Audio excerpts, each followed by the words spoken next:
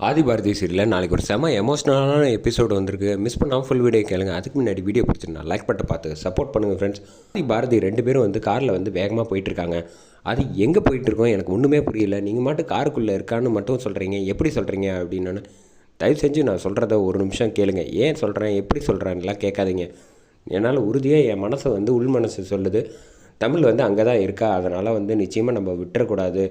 ஒவ்வொரு இடமா போய் காரில் தேடி பார்த்தா நிச்சயமாக கண்டுபிடிச்சிடலாம் அப்படின்னு சொல்லிட்டு ஒவ்வொரு காராக திறந்து பார்க்குறாங்க. காரை திறக்கிறதுக்கு கேட்டோன்னே, என்ன சார் நீங்கள் தேவையில்லாமல் காரெல்லாம் திறந்து பார்க்கணுன்னு சொல்கிறீங்க, தயவு செஞ்சு கொஞ்சம் புரிஞ்சுக்கோங்க சார், என் பொண்ணு எங்கே இருக்கான்னு தெரியல, தேடிகிட்டு இருக்கான், கொஞ்சம் ஹெல்ப் பண்ணுங்கள் அப்படின்னோடனே எல்லாருமே உதவி செய்கிறாங்க. காரை திறந்து காமிக்கிறாங்க. பார்த்தோன்னே ஒரு 10-15 காரை சுற்றி ஏரியாவில் பார்த்ததுக்கப்புறம் காணுன்னொன்னே பாரதி மனசு உடஞ்சி போய் கீழே உட்காந்து ரோட்லேயே அழுவ ஆரம்பிச்சிடுறாங்க. என் பொண்ணு இல்லாமல் நான் எப்படி இருக்க போகிறேன் அப்படின்னு சொல்லிட்டு அழுகிறாங்க.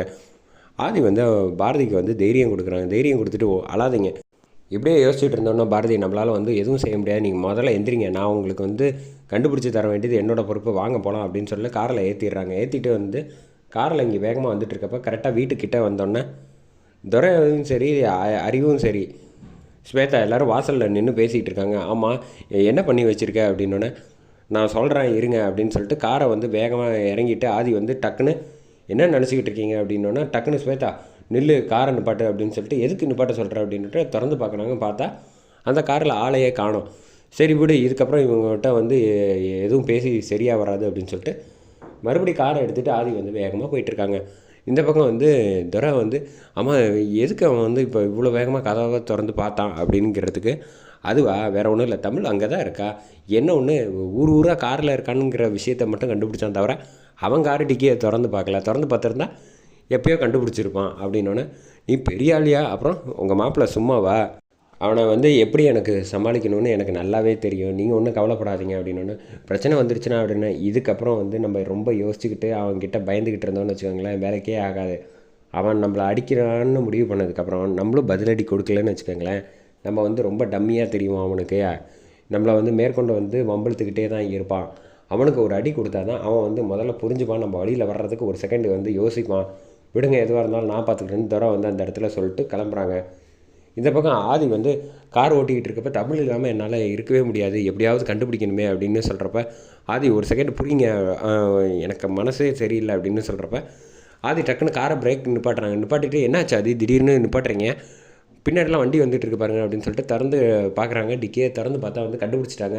தண்ணி தெளிக்கிறாங்க, சரியாக வரல அப்படின்னு சொல்லிட்டு அழைச்சிட்டு வந்துடுறாங்க. அழைச்சிட்டு வந்தோடனே வெள்ளைக்கோட்டுக்காரங்கிட்ட பார்த்துட்டு, என்னாச்சு அப்படின்னோடனே, இது மாதிரி வண்டிக்குள்ளே இருந்தா அப்படின்னு சொன்னோன்னே, சரி விடுங்க நான் பார்த்துக்கிறேன் அப்படின்னு சொல்லிட்டு இந்த பக்கம் கவனிக்க ஆரம்பிச்சிடுறாங்க தமிழில்.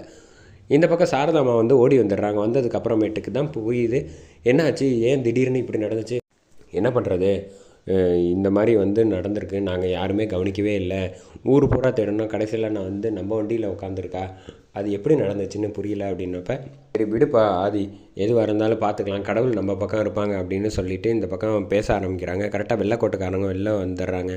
வந்தோடனே சொல்கிறாங்க, எங்களால் முடிஞ்ச உதவி என்ன செய்யணுமோ எல்லாமே செஞ்சிட்டோம், ஆனால் எனக்கு என்னமோ ஒரு ரெஸ்பான்ஸ் சரியாக செய்கிற மாதிரி தெரியல அப்படின்னு சொன்னோன்னே, அப்படிலாம் சொல்லிடாதீங்க அப்படின்னு பாரதி கதறி அழுவ ஆரம்பிச்சிடுறாங்க கீழே விழுந்து. என் பொண்ணு தான் எல்லாமே எனக்கு, நீங்கள் தான் எப்படியாவது சரி பண்ணி தரணும் அப்படின்னோடனே, பார்ப்போம் எங்களால் முடிஞ்ச இது என்ன செய்யணுமோ எல்லாமே செஞ்சிடறோம் அப்படின்னு சொல்லிட்டு உள்ளே போயிடுறாங்க. போனதுக்கப்புறம் இந்த பக்கம் ஆதி மனசுடைஞ்சு போய் உட்காந்துருக்காங்க. விடுங்க, எதுவாக இருந்தாலும் நான் பார்த்துக்கிறேன் அப்படின்னு சொல்லிட்டு ஆதி உள்ளே போகிறாங்க. பாரதி வெளியில் நின்று பார்த்துக்கிட்டு இருக்காங்க.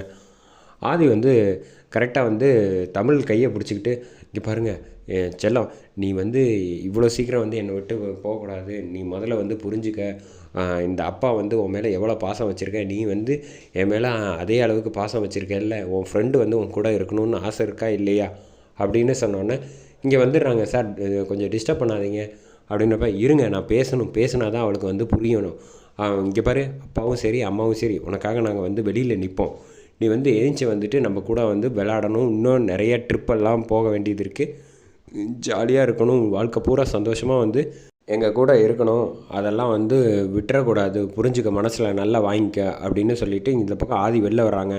வெளில வந்தோன்னே பாரதி கேட்குறாங்க, என்னாச்சு ஆதி, நான் நம்ம பொண்ணுக்கிட்ட சொல்லியிருக்கேன், நீ ஒன்றும் கவலைப்படாத, அவள் நிச்சயமாக நல்லபடியாக கண்ணை திறந்து வருவா, அதுக்கப்புறமேட்டுக்கு நம்ம டூர்லாம் போகலான்னு சொல்லியிருக்கேன், அதனால் என் பொண்ணு என் பேச்சை மீற மாட்டா, நிச்சயமாக இன்னும் கொஞ்சம் நேரத்தில் ஓடி வந்து நம்மக்கிட்ட அப்பா அம்மா அப்படின்னு சொல்லி ஆசையாக கட்டிப்பிடி பாப்பார் அப்படிங்கிறாங்க. அதோட இந்த எபிசோடை சூப்பராக முடிச்சிருக்காங்கன்னே சொல்லலாம்.